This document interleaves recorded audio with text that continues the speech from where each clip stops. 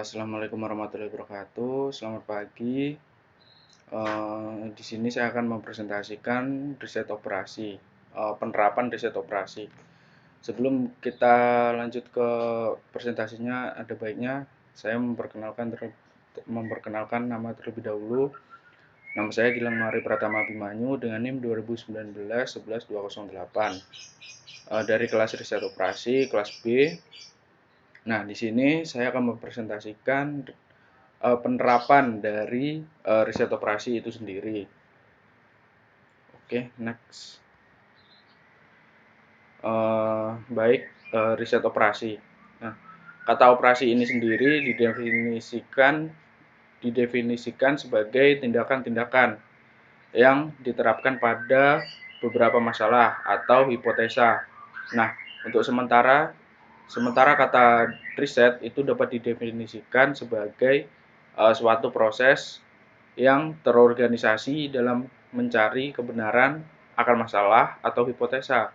Nah, jadi tujuan dari riset operasi ini sendiri itu merupakan membantu manajemen untuk menentukan kebijakan atau tindakan secara ilmiah.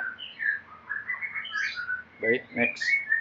Untuk penerapan dalam lingkungan sekitar, misalnya pada kehidupan sehari-hari itu bagaimana kita menentukan berapa banyak menu masakan yang harus kita masak dan jenis masakan apa saja yang harus dibuat agar menghasilkan masakan yang cukup banyak dengan biaya pengeluaran yang minimum.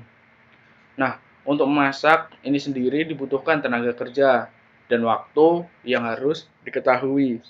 Jadi, kita dituntut untuk dapat menentukan jumlah tenaga kerja yang optimal yang dibutuhkan dan lamanya pengerjaan untuk membuat semua makanan. Nah, dengan menggunakan pemodelan matematis yang sesuai dengan kondisi yang ada dan analisis terhadap contoh tersebut, kita dapat menarik keputusan yang lebih rasional dan meminimalisir ketidakpastian. Seperti itu. Oke, next.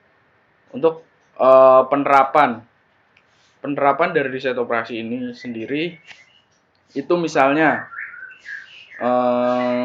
saat kita sedang tidak ada kendaraan yang bisa digunakan untuk bepergian. Nah, maka ada dua media transportasi yang bisa kita naiki. Misal, yaitu angkot atau ojek. Nah, dengan menggunakan riset operasi, kita bisa menentukan transportasi mana yang lebih optimal dengan mempertimbangkan biaya perjalanan dan waktu tempuh untuk bisa mencapai tempat tersebut. Baik, untuk penerapan yang kedua, itu contoh lainnya.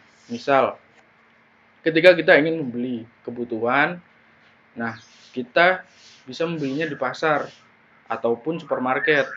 Nah, dengan riset operasi kita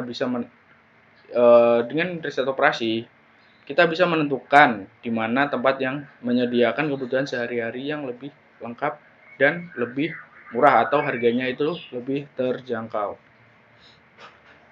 Nah, untuk kesimpulan dari penerapan riset operasi ini sendiri, jadi dapat disimpulkan dengan menggunakan riset operasi, kita dapat memecahkan atau menganalisis permasalahan ataupun persoalan untuk mengambil langkah-langkah dan strategi yang tepat serta target yang sesuai secara sistematis dalam rangka mencapai tujuan yang telah ditentukan, yakni hasil yang memuaskan.